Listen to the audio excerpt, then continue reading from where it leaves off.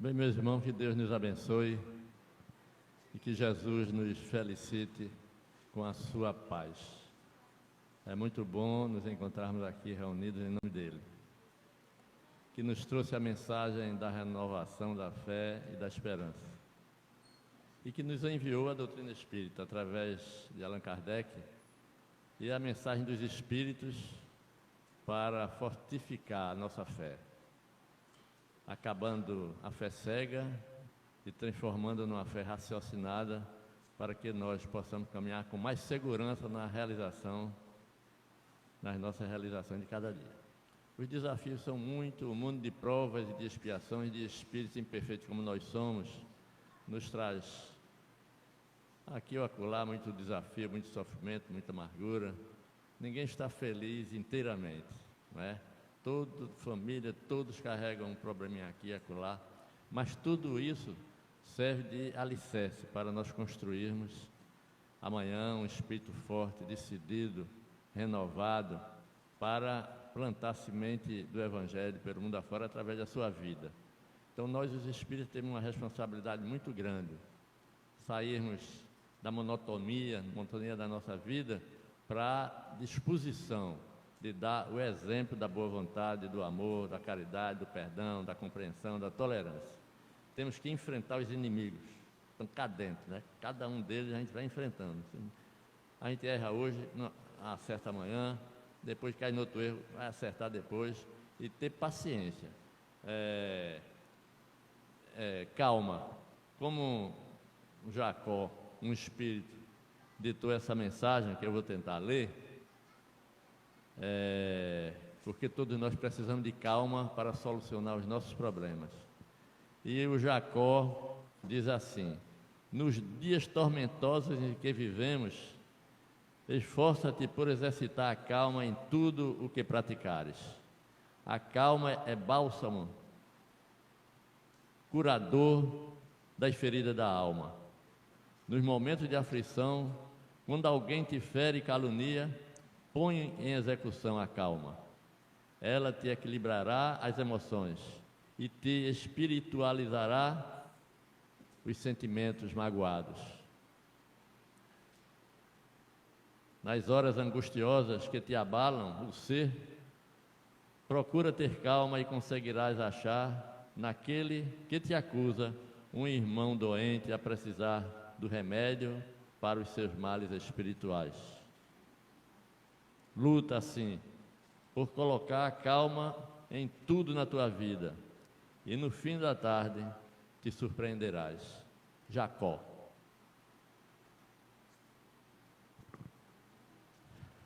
Todo mundo tem calma aqui? Quando aparece um problema, senta e faz um sorriso. Difícil, né? Então vamos ter calma de um para com o outro, especialmente, né? Não vamos ter muita calma conosco, porque a gente gosta de alisar nossos defeitos e apontar o dedo para o defeito do outro. Vamos ver se a gente modifica isso. Enfrentar o inimigo que está em nós e compreender o outro com mais calma, com mais paciência, com mais compreensão, com mais tolerância. É isso. Hoje estamos aqui com o Fábio, que vai nos abordar um assunto que quase todos nós estamos envolvidos aqui ou acolá, num momento qualquer da vida, que se chama medo e obsessão. É isso, Fábio? Medo e obsessão. Quem não tem medo e quem se acha que não está sofrendo uma influenciazinha de um irmãozinho inferior. Todos nós temos nossas afinidades boas com os espíritos bons, mas nós temos momentos de afinidade com os espíritos de categoria inferior, que nos desequilibram, que nos perturbam. Então é necessário nós estarmos preparados para em todo dia nós estarmos orando e vigiando. Orando pelos outros, principalmente vigiando a nós mesmos. Não fazer o que a gente costuma fazer. Ora por si e vigia o outro. É isso aí. Então vamos solicitar do nosso irmão Ricardo que faça a prece de início dos trabalhos. Meus amigos, meus irmãos, vamos fechar os olhos, buscando a sintonia com o alto, dessa psicoesfera que já vem sendo trabalhada pela equipe espiritual nesta noite. Esse banquete espiritual onde nós teremos a oportunidade e a graça do nosso Pai Celestial de receber mais aprendizados para a nossa jornada, a nossa caminhada.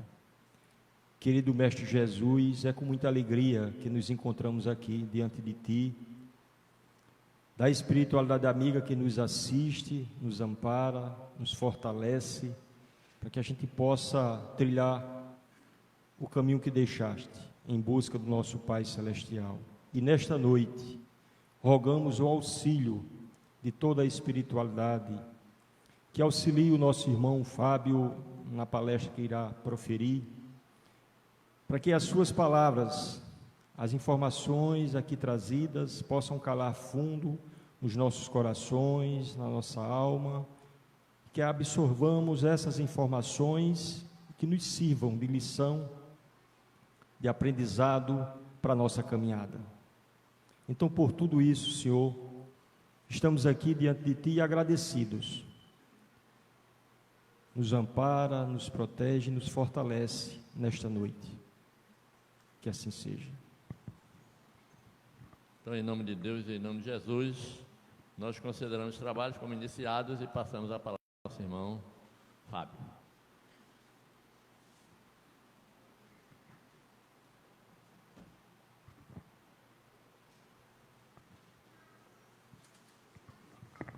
Boa noite a todos, muita paz. O tema dessa noite não é um tema desconhecido do nosso cotidiano. Falar de medo é algo que nós, de uma certa forma, temos até facilidade em falar, em diagnosticar. Todos nós, sem exceção, vivenciamos situações de medo.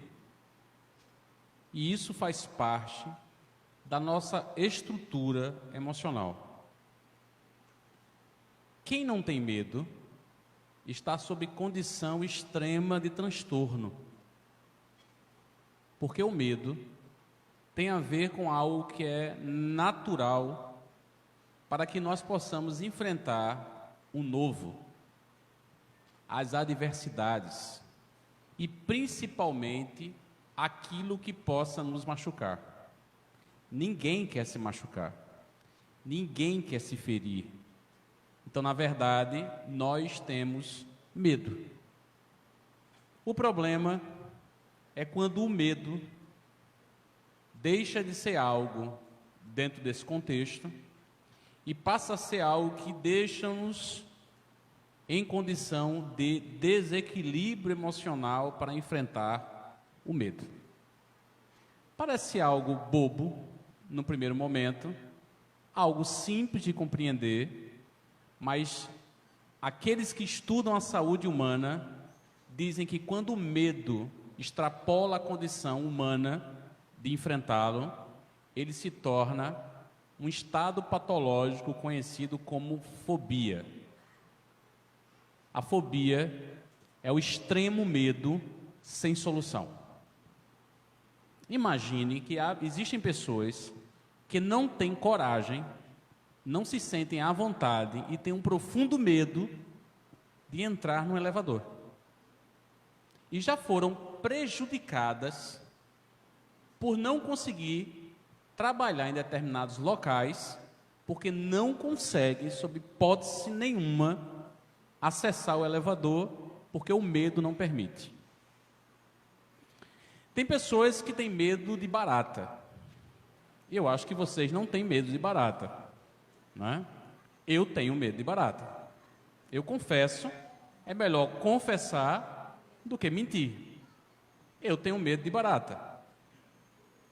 Vai lá explicar, é um bicho pequeno, né? Nós somos muito maiores do que uma barata, mas o que está por trás do medo da barata? Tem pessoas que convivem com essa barata e não têm o mesmo medo. Quem é que não tem medo de escorpião? Eu acho que a maioria das pessoas tem medo de escorpião. Mas eu tenho um amigo que, se vê um escorpião, a primeira coisa que ele faz é pegar.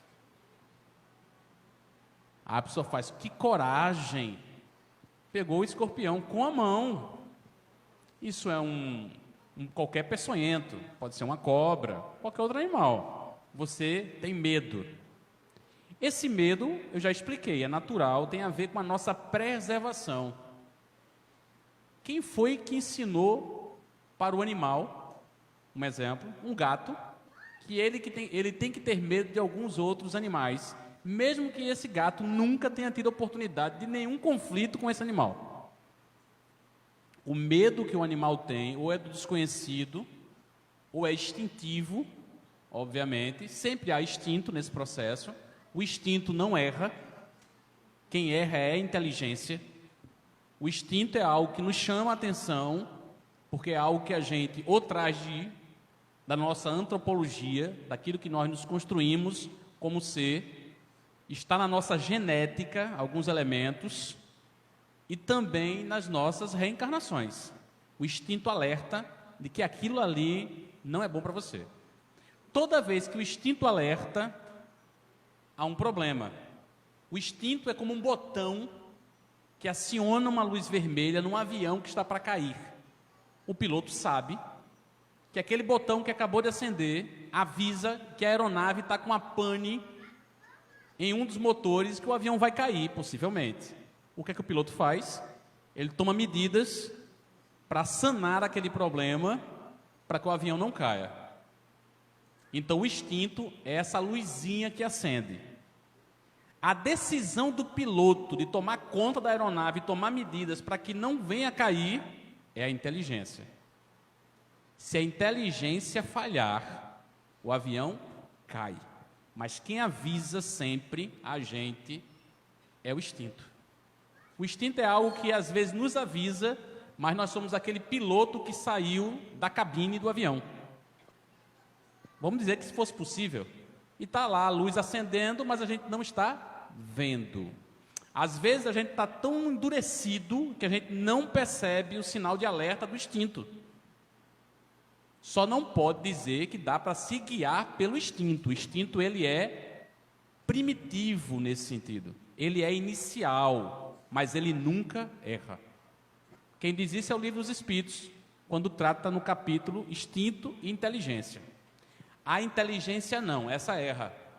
Porque a inteligência é uma decisão da elaboração da capacidade humana de juntar informações e tomar decisões. Então, dependendo do nosso orgulho, dependendo das nossas condições humanas, emocionais, nós podemos usar a inteligência para muita coisa, inclusive fazer coisas erradas. São decisões nossas. Então, toda vez que o instinto aciona a luzinha, a gente vai tomar a decisão mais certa ou mais errada, de acordo com a nossa inteligência.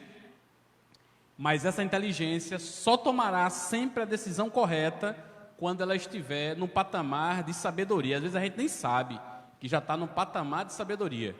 Mas uma coisa bem interessante, às vezes as pessoas cometem erros e alguém diz assim, mas deixa eu cometer os erros, os meus erros. É verdade, nós precisamos experimentar a vida e cometer erros até para que a gente possa acertar. É verdade. O problema é que nem sempre eu tenho que passar pelos erros.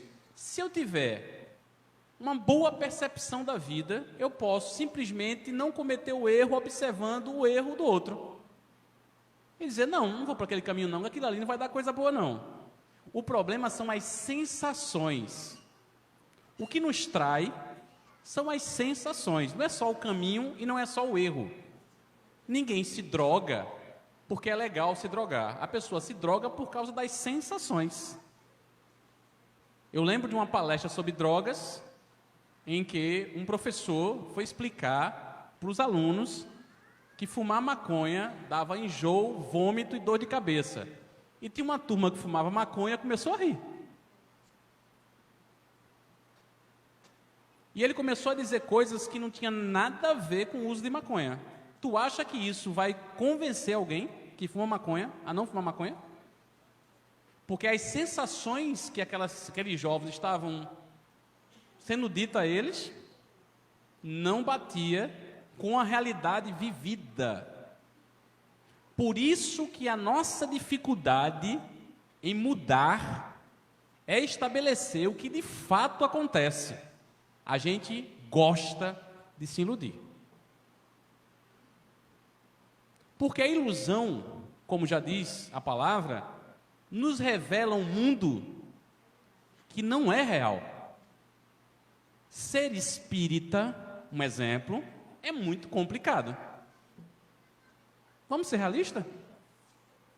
Porque ser espírita nos convoca a uma mudança de comportamento que é muito difícil para a gente que já reencarnou tantas vezes com outra condição de percepção de vida. Materialista, porque nós somos materialistas, até os espíritas. Até os espíritas. O problema é que os espíritas são materialistas que sofrem.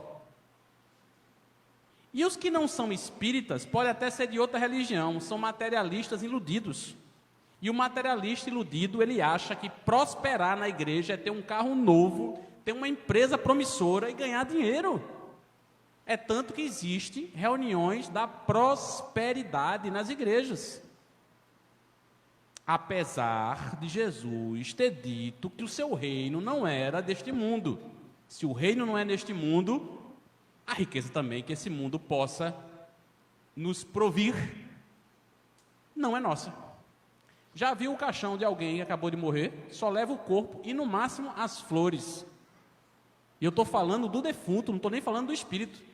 O espírito não leva é nada. E se for muito materialista, pior ainda, aí que não leva mesmo, porque além de não levar nada, ainda fica aqui. Então, ser espírita é estar em profundo conflito conceitual. Agora, ninguém também quer aceitar isso. As palestras espíritas precisam também ser o instrumento para que a gente aprofunde o nosso conhecimento deste conflito. Conhecereis a verdade vos libertará. Eu vou logo dizendo, tem gente que não quer saber da verdade. Porque libertar você, num primeiro momento, é muito doloroso. Primeiro, a gente descobre que a gente é complicado e a gente descobre que a gente é limitado. Outras percepções querem fazer, às vezes, da gente seres iluminados, de alguma forma. Quer ver um exemplo? Garantir que você vai para o céu. Transformou você num ser iluminado. Só se for o céu da boca de uma onça, né, que o povo diz no sertão. Porque céu não se conquista simplesmente porque você tem religião. Céu, que é o estado de consciência em paz, você só vai conquistar sob condição de paz. E a condição de paz é algo que se constrói. Por isso que a paz se constrói. A paz não cai do céu.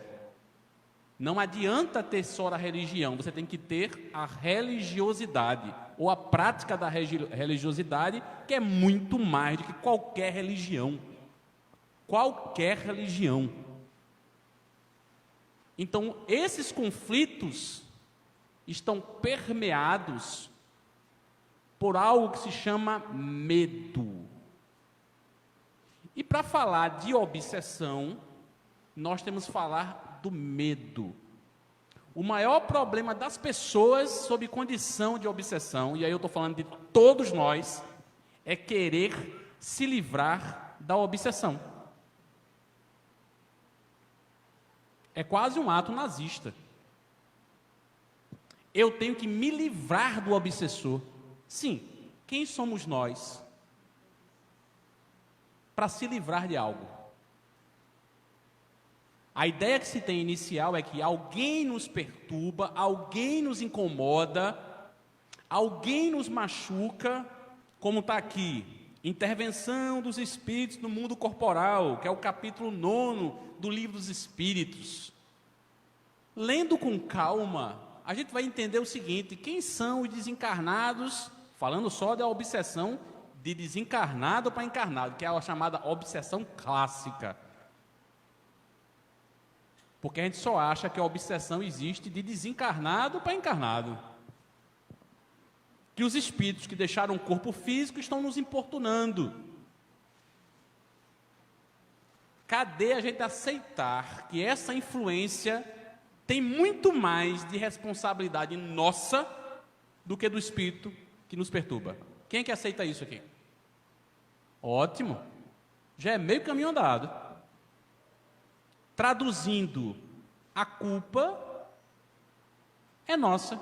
E por que você não culpa os outros? Por que você não aponta os outros?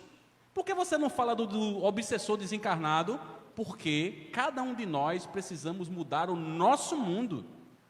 Se eu aponto para o desencarnado como sendo ele o instrumento que me prejudica, e a ele transfiro essa responsabilidade, aonde está a nossa responsabilidade?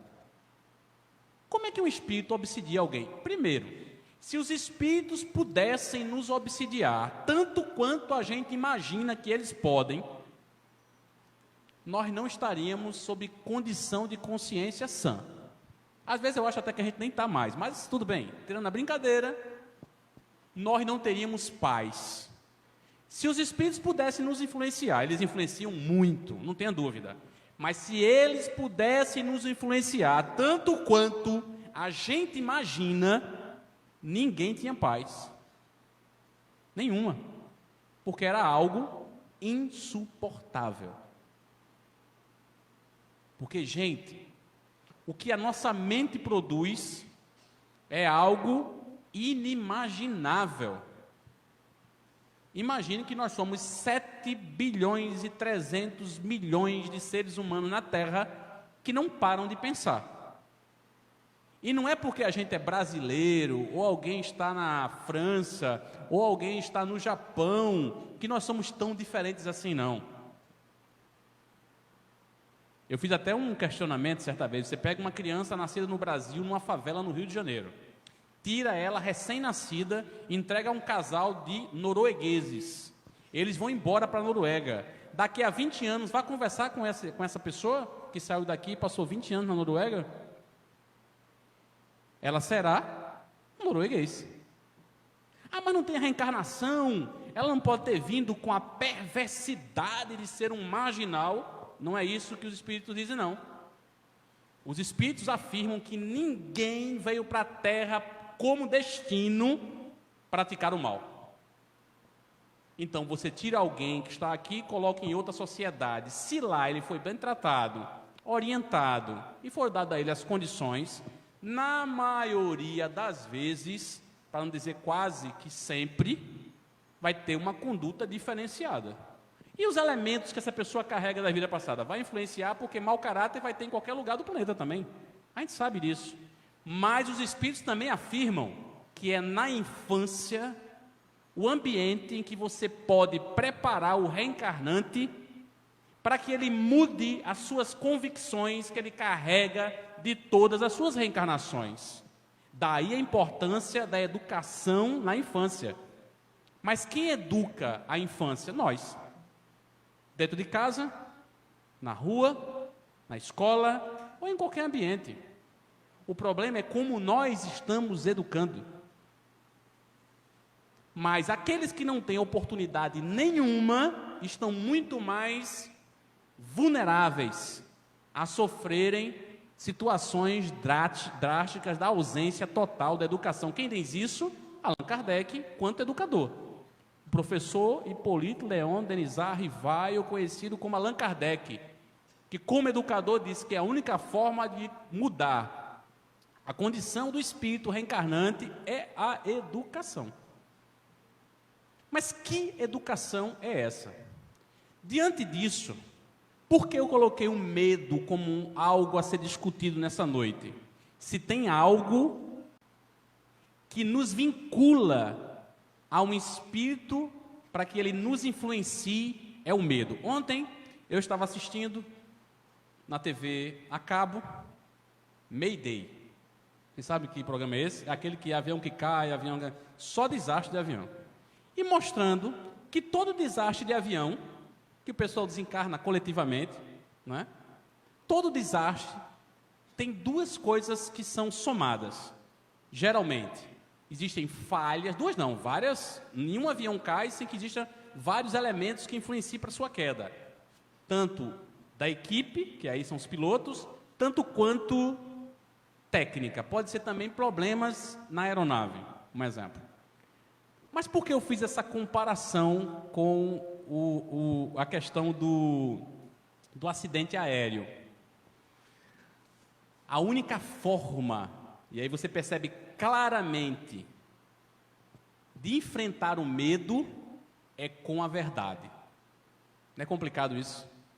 A verdade nos causa apreensão e medo, mas a única forma de você enfrentar o medo é com a verdade. E um avião caiu, um avião não comercial, mas um avião executivo. Por quê? Porque o piloto agredia todo mundo da equipe, principalmente o copiloto, e o copiloto que era genial, era um ótimo copiloto, um piloto preparado, iniciante, com 25 anos, mas o piloto lá com seus quase 60 anos, não, 50 e poucos anos. Mas o copiloto tinha que dizer para ele, no pouso, que a altitude estava diminuindo. Ele tem que, e no protocolo ele tem que dizer, estamos a tantos pés, tem que estar aí dizendo, para que o piloto vá medidas de controle para o pouso. E na gravação está em silêncio o copiloto. Eles morrem porque o avião se esbagaça numa montanha. Tudo está certo na avaliação dos técnicos, tudo está certo na gravação, mas na gravação, em nenhum momento, o copiloto diz que o avião está perdendo altitude e não informa ao piloto. Acharam primeiro que o erro era do copiloto, que era inexperiente, e foram pesquisar, não. Era genial o copiloto. E por que o avião caiu? O avião caiu porque a agressão constante do piloto com todas as pessoas que envolviam a aviação ali, a ação dele como piloto, fez com que o copiloto, antes de decolar, tivesse uma briga, e o copiloto não tinha mais coragem de dizer, porque tudo que ele dizia para o piloto fazia uma resposta agressiva. E aquilo foi calando ele, ao ponto de ele permitir a queda do avião. É uma coisa inaceitável, se você pensar num negócio desse. Eu lembro de Marilene Chauí, que é uma filósofa brasileira. Marilene Chauí, que é uma filósofa brasileira. Ela diz que violência é silenciar o outro. Às vezes a gente tem uma ideia que a violência é bater. Mas bater é para silenciar, para você não falar, não dizer o que pensa, não se manifestar, não reivindicar. Então você é silenciado. Existem várias formas. O governo silencia, a família silencia, as relações podem silenciar, o religioso pode também silenciar os seus adeptos. Toda vez que a gente silencia o outro, a gente estimula a violência. E a violência, ela é o instrumento, em todos os seus níveis, de aprimoramento e instalação do medo. E você, com medo, permite a principal conexão com os espíritos obsessores. Eu lembro de uma senhora aqui no Ceará que disse assim, olha, quando eu chego em casa, eu acendo a luz do quarto, que eu estou obsidiada. Eu só não acendo, eu tomo banho no escuro. Eu disse, por quê? Ela disse, para o espírito não me ver nua.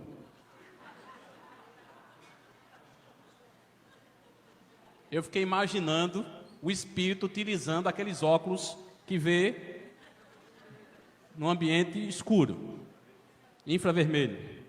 Mas tudo bem, ela usou uma tática, ela pensou, se os espíritos nos influenciam, se ele está dentro de casa em todo lugar, e ele está comigo o tempo todo, porque não ficou no Ceará ainda, porque ninguém conseguiu dobrar ele, então eu não vou tomar banho no claro, não. Imagina a situação de tomar banho no escuro, mas tudo bem.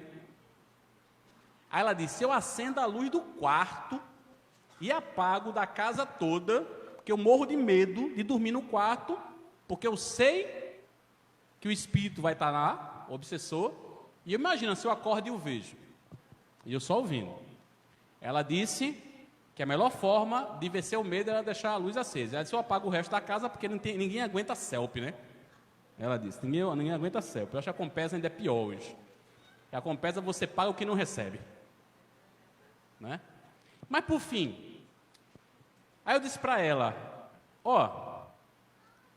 primeiro, tu acende o quarto, espíritos, como eu, você, eu mesmo, se tudo está apagado e só o quarto está aceso, eu vou para o quarto. Aí ela disse, eu faço o quê? Eu acendo lá o corredor, para ele ficar no corredor? Eu disse, acenda a cozinha, que é mais longe. Aí o espírito fica por lá na cozinha e você fica no quarto escuro, lá ele não vai não. Mas tirando a brincadeira, o medo que ela tinha de conviver com seu obsessor dentro de casa aumenta a relação obsessiva, da interferência do espírito. Isso eu percebi 10 anos em reuniões de desobsessão. Foram 10 anos. No instante passa. E eu percebia claramente. Quando o médium tinha medo do espírito, ele se comunicava com uma força absurda. E quando o médium não tinha medo, controlava e eram comunicações relativamente mais fáceis. E médium ter medo de espírito, minha gente, você não tem noção não. O espírito chega todo quebrado numa reunião mediúnica. Tipo, ele foi atropelado, não saiu daqui ainda, muitas vezes ainda está sendo socorrido, ou por ódio não sai daqui com raiva de alguém, às vezes está todo machucado, e na comunicação mediúnica os espíritos trazem, meio tipo SAMU, para dentro de uma reunião mediúnica, sabe para quê? Primeira comunicação, não é para conversar com o espírito, não é para tratar ele, não é para pedir perdão, é para ele deixar as impressões que ele carrega no médium. Quando o médium começa a sentir o que o espírito está sentindo, por mais experiência que esse médium tenha, ele às vezes tem medo. Não é que ele vai correr. Eu nunca vi um médium correndo. Mas, imagina, está aqui, o médium sai correndo. Eu sairia correndo junto com ele, porque se o médium está correndo, corre todo mundo. Mas o médium não corre, mas ele sofre essas impressões. Eu, como, não posso mais dizer isso, passei por uma experiência parecida. Rapaz, o negócio é pesado. Cada médium vai sentir de forma diferente, mas se o médium sente medo, a comunicação fica toda conturbada e o espírito assume aquela comunicação com mais intensidade. Às vezes pode dizer um palavrão, às vezes pode ser mais agressivo na mesa. Isso tudo resultante do medo. Uma vez eu estava numa reunião mediúnica, um espírito veio numa comunicação e disse, olha, se preparem, quem manda aqui sou eu, está vindo aí um grupo de espíritos, vai acabar com essa reunião.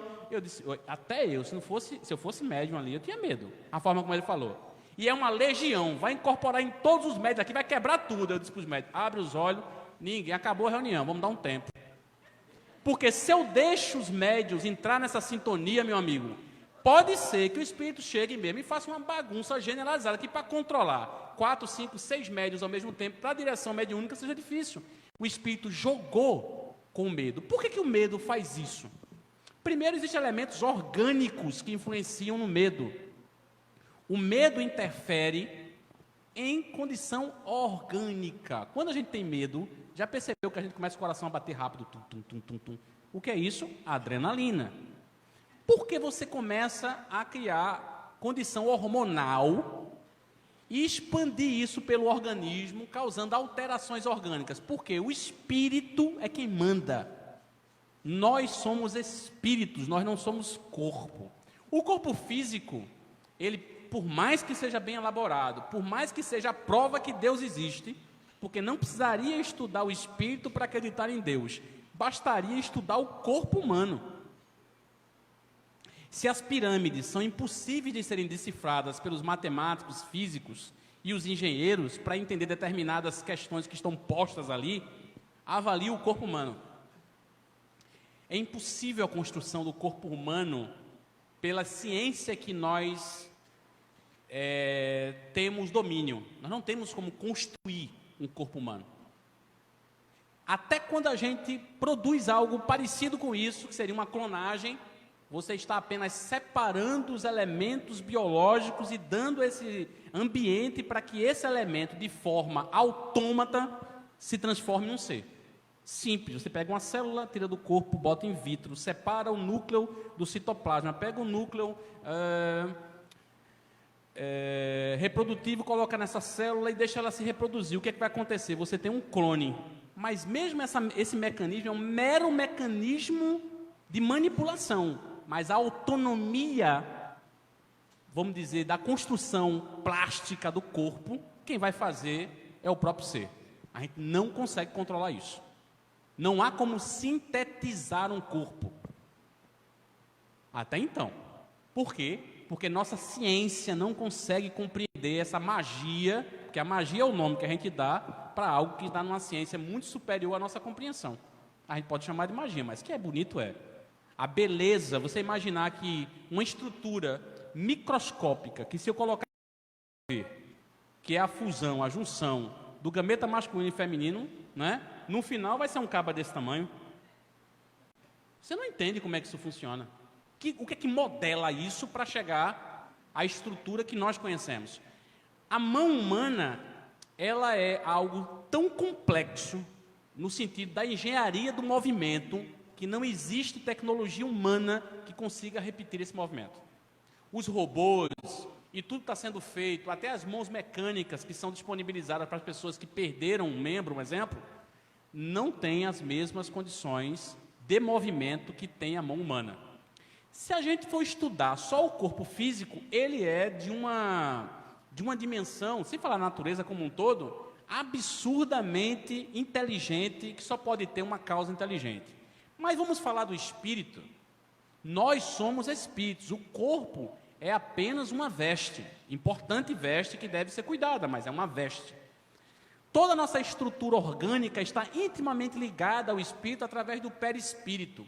Quando o nosso estado emocional se altera, imediatamente você tem mudanças no comportamento físico, que parte do emocional, que é o espírito, mudando toda a nossa condição hormonal e criando substâncias no nosso corpo que fazem com que o nosso corpo se prepare para o estresse.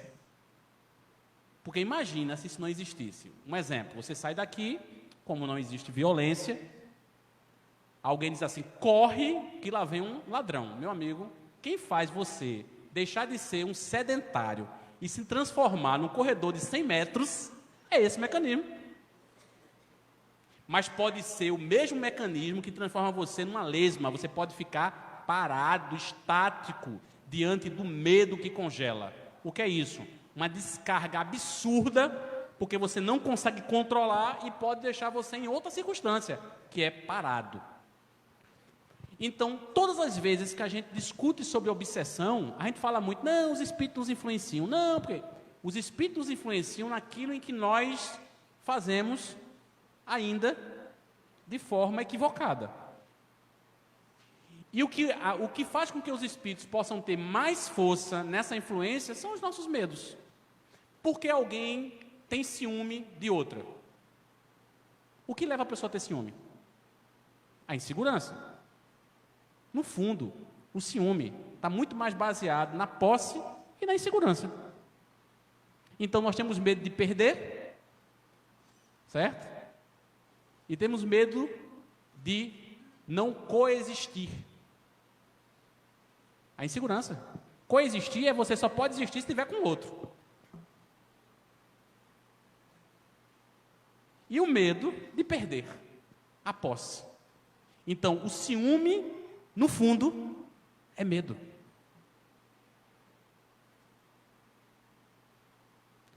Tem pessoas que têm medo de não ser, mas tem pessoas que têm medo de não ter.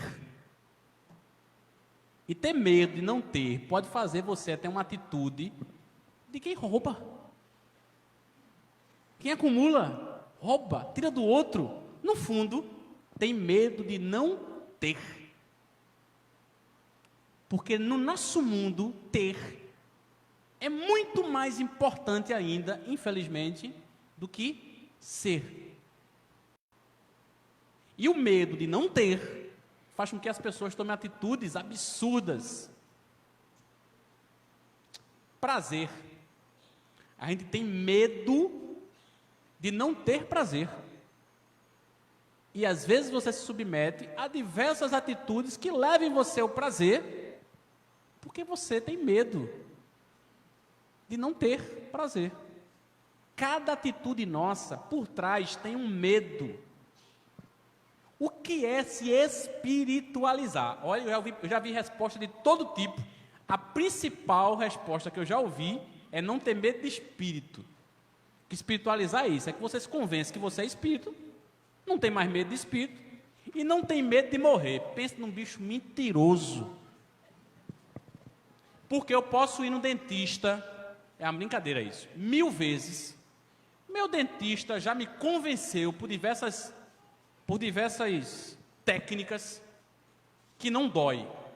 E eu já me convenci que não dói, mas quando eu sento, só falta chorar. Medo de sentir dor. E uma dor específica, na boca e no dente. Pensa num negócio que dá medo. Tem gente que não tem medo nenhum disso. Nenhum. Falar em público. Tem gente que não tem medo não, tem pavor. Pavor por quê? Na prática, o medo não é de falar em público, é o que as pessoas pensarão de você. Você não está com medo de falar em público não, você está com medo. O que essas pessoas vão pensar de mim?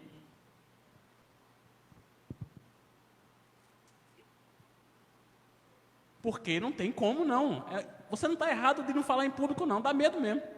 Porque dependendo do que você falar, e hoje que a turma grava tudo, né? Num instante isso vira um meme. Meu medo é virar um meme. Eu tenho um medo horrível de virar meme. Mas vou fazer o que se virar? Você sabe o que é um meme? Você está na internet e o cara vai fazer miséria com você. Ele pega a sua fala, pega só um pedaço, pode fazer um movimento ridículo, bota você ali, espalha e põe você numa situação difícil.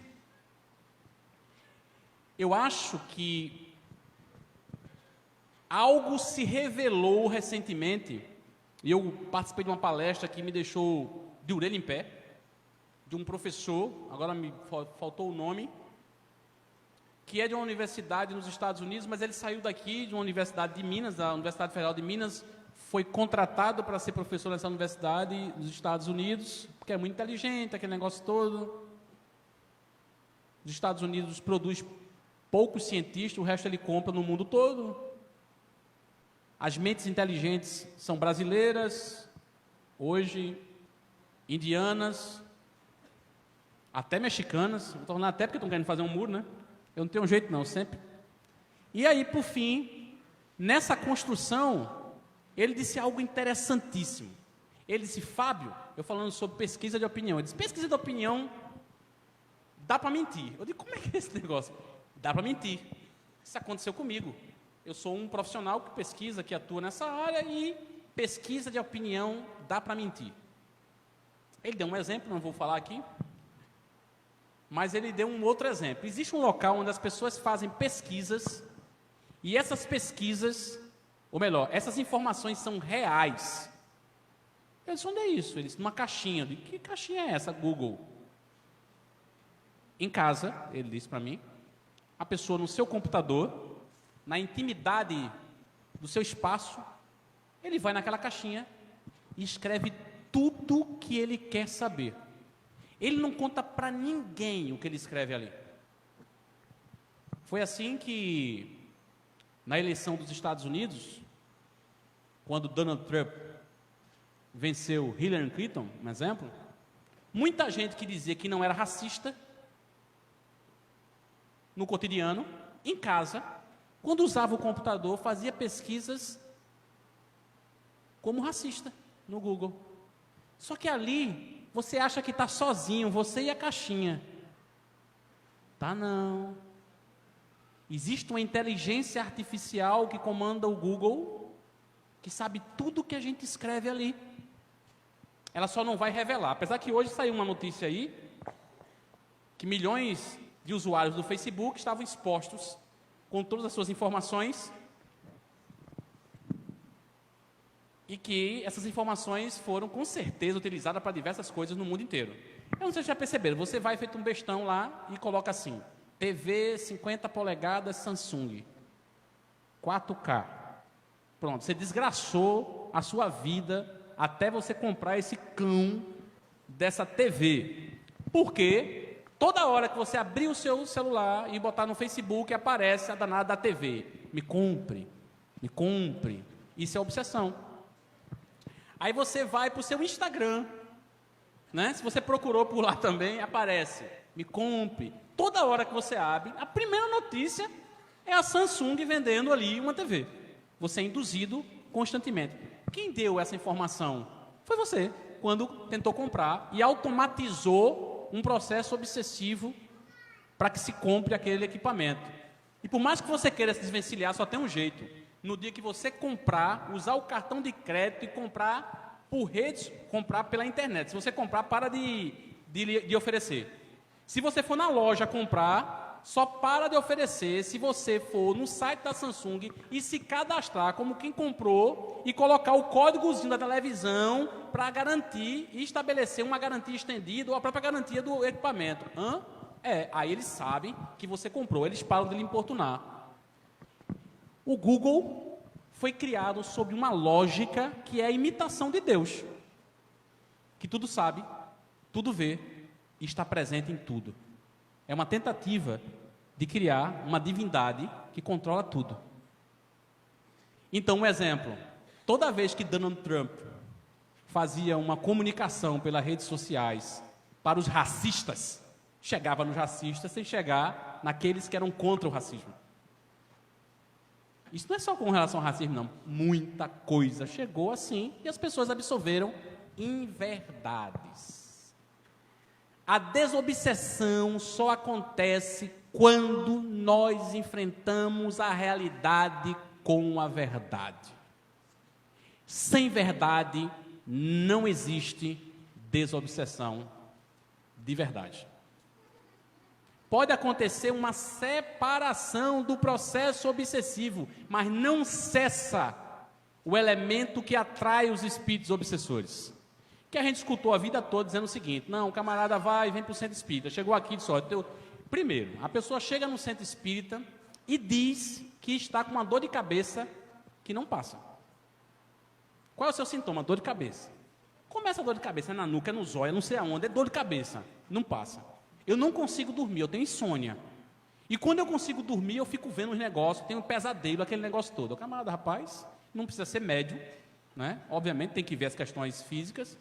Mas quando a pessoa começa a relatar essas questões, vamos fazer um tratamento? O tratamento desobsessivo não é só a relação de contato com os espíritos. É a questão da terapia, da fluidoterapia, da água fluidificada, que as pessoas não valorizam, às vezes, o suficiente. Nosso corpo é quase tudo água. A água é um mineral líquido. Ela, pelas suas condições magnéticas mesmo, ela permite que os espíritos possam magnetizar, deixar ali uma medicação no campo magnético. E você vai tomando aquilo todo dia. Ajuda? Ajuda.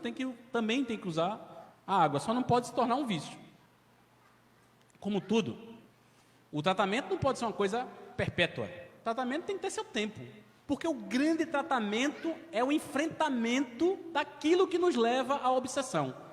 Porque a gente fala do efeito, dor de cabeça, mal-estar, eu vejo espírito, ou então eu estou sentindo isso. Isso é sintomas, são sintomas. Isso não é a causa. A causa da obsessão é algo mais complicado e não vai ser nem o médium na reunião mediúnica, muito menos a pessoa que faz o atendimento fraterno, por mais que ela seja uma pessoa treinada, preparada, que possa lhe ouvir, que possa lhe acolher, ela não pode dizer a você o que você é. Porque ela não tem como fazer isso. Nem os espíritos superiores fazem isso. E quando fazem, quando é permitido fazer, fazem com muita bondade. Coisa que a gente não tem. A nossa tendência pode ser outra. Pode ser a crítica, apontar o dedo, recriminar. E isso piora a nossa situação de relação com medo. Por isso que da importância do estudo, da compreensão como espírita, do entendimento do que nós somos, das nossas limitações, para vencer dentro da gente o que atrai a obsessão. Eu sei, tem obsessões que têm relação com vidas passadas, a maioria não é. A maior parte das obsessões não são de vidas passadas, são atreladas. Podem estar atreladas aos espíritos que nos obsediam de vidas passadas e podem estar, obviamente, atreladas basicamente às nossas atitudes, nossos hábitos. Tem gente que vai optar por não desobsediar. E tem que respeitar.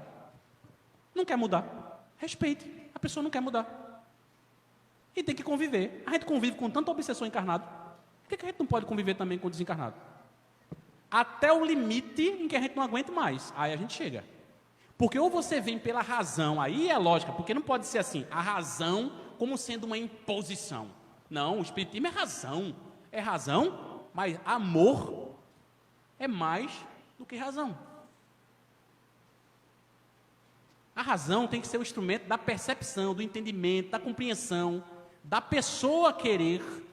É feita a pessoa dizer assim, você vai para o psicólogo. Quem é psicólogo sabe muito bem disso. Isso cola? Claro que não. Imagina você de algemas sendo levado para o psicólogo. Não vai funcionar. A ida a um profissional psicólogo tem que ser algo desejado.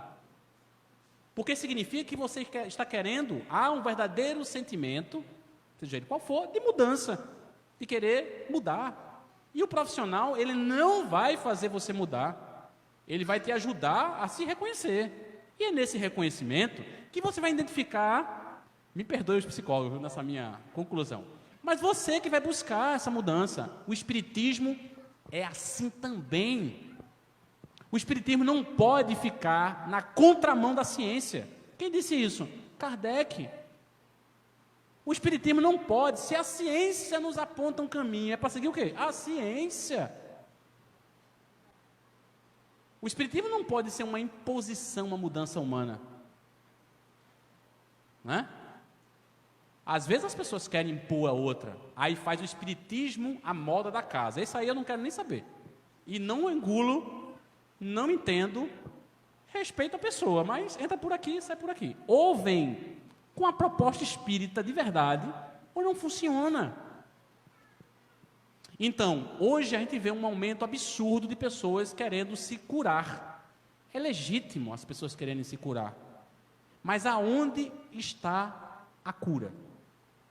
Ela está na terapia, a cura, ou está em você? A terapia vai ser o instrumento, mas a cura tem que estar na gente, senão é um círculo vicioso. É por isso que eu comecei dizendo, ser espírita não é fácil, porque revela isso, esse enfrentar. Agora, tem algo muito bonito. A gente deixa de viver de ilusão. A gente passa a fazer as devidas reflexões. E, naturalmente, nós estamos evoluindo. Eu venho dizendo sempre que nós nunca vivemos um tempo de tanto medo. Eu tive uma conversa ontem com jovens, e o medo dos jovens, desemprego. Anteontem tive uma conversa com idosos. Qual é o medo? É ver os seus netos, filhos e familiares sem futuro. Se tem uma coisa que dá medo, esse medo é o que mais impressiona qualquer encarnado. É o medo do futuro. Esse incomoda. Ele desestabiliza. Ele ameaça. E ele faz com que as pessoas entrem numa situação de risco emocional absurdo. Na atualidade, de cada 5 crianças, pesquisa, 3 estão adoecidas, para alguns pesquisadores. E um dos principais problemas desse adoecimento é o uso disso aqui. Está adoecendo criança e adoecendo adulto. Mas sabe por quê? Porque 90% do que se posta aqui é mentira. Só por isso. 90%, estou sendo bonzinho, % do que se coloca aqui e que hoje chega para cada um de nós, para mim essa é a maior de todas as obsessões. Essa carrega o gatilho que aciona as relações entre encarnados, mas também desencarnados. É muita mentira num lugar só. E a mentira gera medo. Como separar o joio do trigo? Se isso foi criado, Deus permitiu. Não é assim que a gente é educado? Claro, produção humana da tentativa de criar uma divindade. Normal, faz parte da natureza dos homens. Nós somos encarnados, temos essas ideias, elas são viáveis, elas ajudam, mas o que nós estamos fazendo destas ideias? E assim, ouvindo muitos e muitos, como esse palestrante que eu falei, ele disse o seguinte: na caixinha do Google, nós colocamos o que nós somos, porque a gente acha que está sozinho. Mas nas respostas, eu já vivi assim, uma coisa interessante. Eu vi uma pessoa responder no Facebook de uma forma tão agressiva que eu disse: eu desconheço essa pessoa. Porque eu convivi com ela há tanto tempo, não é possível que essa pessoa já seja tão grossa. Aí eu digo: não tem problema. No dia que eu me encontrei com ela, ela me abraçou, sorriu, conversou, falamos de outros assuntos, eu só esperando. Não é possível. Eu descobri que por trás de um equipamento as pessoas podem dizer coisas absurdas, porque elas não estão frente a frente com você. Aí eu lembrei da teoria espírita e de um dos maiores problemas que influenciam as relações humanas, e que Jesus falou sobre isso. Jesus previu o fake news, pela uma simples razão. Quando ele falou sobre maledicência. Minha gente, a gente não pode ser maledicente, nem olho a olho, nem no computador, nem no smartphone, nem em lugar nenhum. Existe dois Fábios, existe duas pessoas na mesma pessoa, 100 pessoas na mesma pessoa.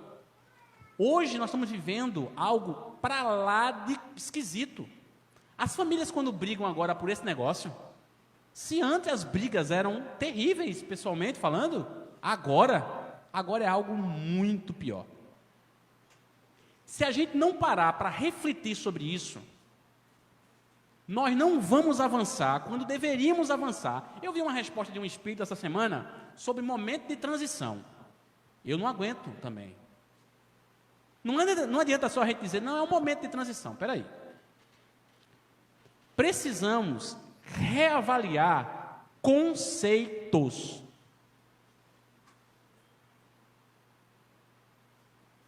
Se a gente printar, uma coisa é você ter uma opinião sobre determinada coisa, outra coisa é, um exemplo, se a gente printar coisas que são do cotidiano, as pessoas agora também coloca tudo.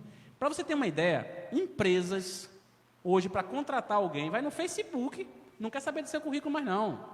O currículo é importante, mas vai no Facebook para saber se no Facebook você é parecido com o que eles pensam que você seja, a partir do que tu apresenta no teu currículo, da tua entrevista. Porque na entrevista, você sempre é muito bonzinho. Mas vê lá o camarada, um exemplo, fazendo uma crítica homofóbica. Aí o cara que é dono da empresa diz: espera aí, bicho, eu vou botar essa pessoa, por mais inteligente que ela seja, para trabalhar na minha equipe. Na minha equipe tem gay. Não adianta ser sabidinho, inteligente e capaz. Você é preconceituoso. Não adianta ter, você precisa ser. Mesmo que esses mecanismos que existam no processo de seleção de pessoas, tudo bem, esteja motivado pelo interesse do capital, do lucro, mas quem faz a seleção para trabalhar em equipe, acabou aquele tempo de que as pessoas eram tão inteligentes que podiam ser excêntricos. Não é? A pessoa podia ser tão inteligente, não, a gente precisa dele porque ele é um gênio, e nesse mar de burrice da gente é melhor ter um gênio cavalo do que não ter um gênio. Não funciona mais assim. A humanidade está num processo de mudança. Nós precisamos de grupo, de equipe. É como eu ser espírita, um exemplo. Na teoria, eu não deveria ser homofóbico, mas na atitude, no meu Facebook, aqui no centro, eu sou bonzinho, mas eu frequento o centro espírita do Facebook. Eu convivo com vocês. E lá está lá uma posição homofóbica, não é nem uma posição conceitual, é homofóbica mesmo, agressiva, violenta. Gente, esses elementos violentos não estão sendo só vistos por nós. Pelo contrário, os espíritos que nos obsidiam, às vezes, quem vê, mas rapaz, Fábio, tão bonzinho, acaba tão gente boa, pense numa obsessão, como é que pode? Claro que Fábio não é isso não que eu disse. Mas a gente às vezes olha para a pessoa, é como Jesus disse, caiado por fora, mas está podre por dentro. Às vezes é racista, não é? Essas coisas, imagine você racista, aqui você dá uma de bom, mas no teu cotidiano, naquela caixinha, ou às vezes, numa bobeira que você dá lá na rede social, você solta, todo mundo está vendo aquilo. Até o seu obsessor também está vendo. E às vezes você carrega uma obsessão do período da escravatura. E aqui diz, não sei por que eu estou passando por isso. A gente não muda, aí se não muda pela razão, muda pela dor. O que nós estamos vivendo hoje, na minha opinião, é uma revelação do nosso eu. As redes sociais, esses instrumentos todos estão revelando uma parte de nós que a gente não revela. Quer um conselho? Se o conselho valesse a pena, eu acho que revelar nessas condições não ajuda em nada. Mas é necessário a gente se reestruturar, repensar. Porque Jesus, que é o nosso modelo, aí a gente tem que voltar. Não adianta toda essa tecnologia se a gente não retornar. Eu já vi gente postar coisas sobre espiritismo que não está em livro espírita nenhum e está dito como verdade espírita nas redes sociais. E ao invés de ajudar as pessoas a se libertarem, essas pessoas estão se aprisionando em ideias falsas. E onde é que a gente procura a ideia verdadeira? Nos livros. Hoje, uma das fontes, um exemplo para a vida cotidiana, onde eu estava no Diário de Pernambuco, conversando com o vice-presidente do Diário de Pernambuco, que é um amigo, eu fui lá para conversar, e ele disse, Fábio, hoje, para fugir das postagens falsas, uma das formas de você fugir é ver a fonte. É o Diário de Pernambuco, por mais que a opinião que esteja ali você não concorde, pode não concordar, mas dificilmente vai ter uma informação tão desviada que fale e remeta a uma inverdade.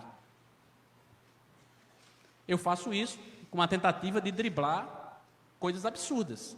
E as pessoas repetem coisas absurdas.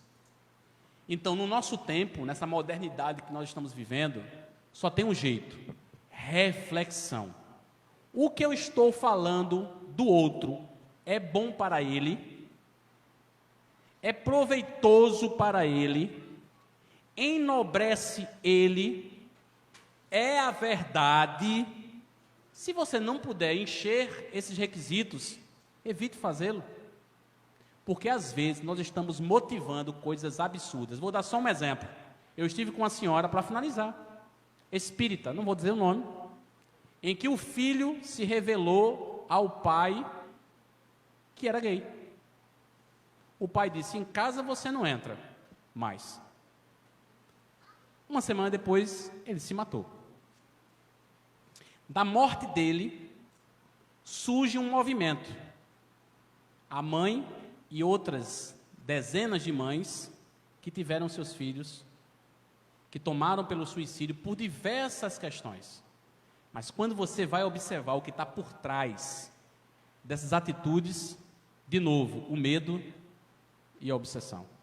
Então, antes da gente tomar qualquer atitude, de qualquer natureza, qualquer que seja a nossa opinião, pensemos se o que nós estamos fazendo revela o que tem de melhor para aquela pessoa. Então, a verdadeira desobsessão está dentro da nossa mudança de conduta quanto pessoa.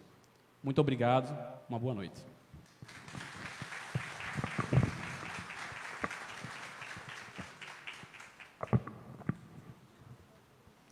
Eu vi seu retrato hoje no Diário de Pernambuco, viu?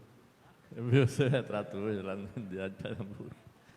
Então, gente, estamos chegando ao final do trabalho. Eu gostaria de avisar vocês que na próxima quinta-feira nós estaremos aqui com Renato Prieto. Ele vem para uma peça no dia 12, 13 e 14. A Morte é uma Piada, lá no Teatro Dona Lindu. E no dia 11, na véspera, ele vai estar aqui. Não é para fazer a peça não, mas é para conversar com a gente, certo? Quem não conhece Renato Prieto, é aquele que representou André Luiz no filme Nosso Lar, certo? Então vem ele com Vitor Meirelles, Rogério Faria. veio falar sobre espiritualidade, reflexão e humor. A gente ri muito com essa peça, é interessante. A Morte é uma Piada, número 2, ele já fez a número 1. Então ele vai estar aqui conosco na próxima quinta-feira.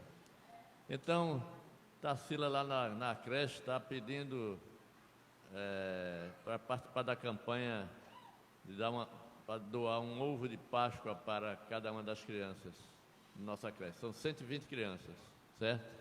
Então quem puder trazer um ovo de Páscoa, não precisa ser muito grandão, nem muito pequenininho, normalzinho e tal. Codorna não. Então tá bom, né? Somente isso para avisar. Somente. Quem é que esteve aqui domingo passado? Na reunião das cartas? Pouca gente, não foi? Mas foi um espetacular, não foi? Uma coisa fantástica. Me lembrei de Chico Xavier, recebendo essas cartas lá em Uberaba, quando eu fui lá a primeira vez. Eu saí de lá chorando. Então, a mesma coisa foi aqui, domingo, com Orlando Noronha, muita gente saiu daqui chorando. Realmente emocionante. Então, gente, terminamos os trabalhos. Vamos solicitar da nossa irmã Solange que faça a prece de encerramento.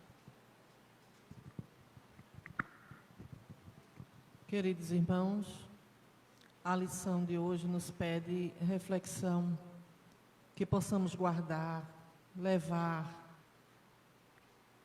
e refletirmos diariamente sobre tudo que foi colocado nesta noite.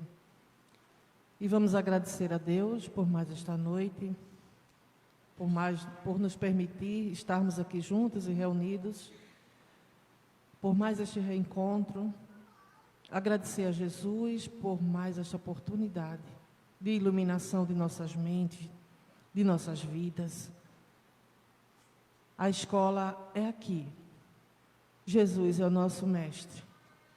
Que possamos regressar aos nossos lares com nossos corações cheios de amor, dessa paz que está aqui neste ambiente, da serenidade, da certeza que só através dos bons ensinamentos, do estudo, é que possamos nos esclarecer.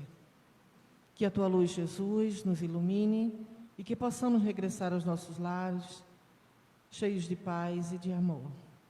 Passo a palavra ao irmão para dar os trabalhos por encerrados nesta noite. Que assim seja. Desejando a todos muita paz e muito progresso espiritual, em nome de Deus e de Jesus, encerramos o trabalho desta noite. Quem quiser fazer a doação de um ovo de Páscoa, na saída tem um pessoal lá na recepção que dá uma fichazinha com o nome da criança e a idade.